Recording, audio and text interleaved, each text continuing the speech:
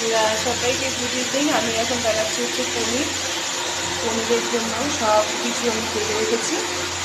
এই যে এখানে হচ্ছে আলু আছে, এখানে পেঁয়াজ লঙ্কা সব কিছু কেটে রেখেছি আদা বাটা। তো একদম মশলা ছাড়া, যেহেতু গরম এই জন্য মশলা ছাড়া করার চেষ্টা করবো।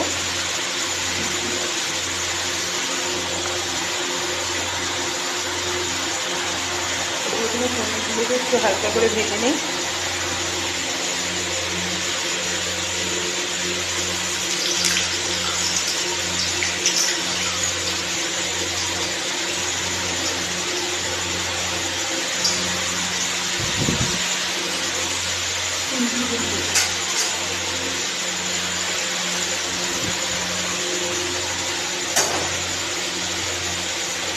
আচ্ছা, এই সবজিটাকে কী বলে বলো তো?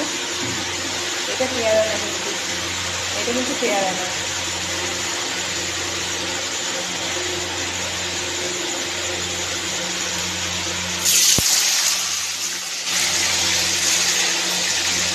তো এই যে পনিরগুলো আমি এখন ভেজে নিচ্ছি।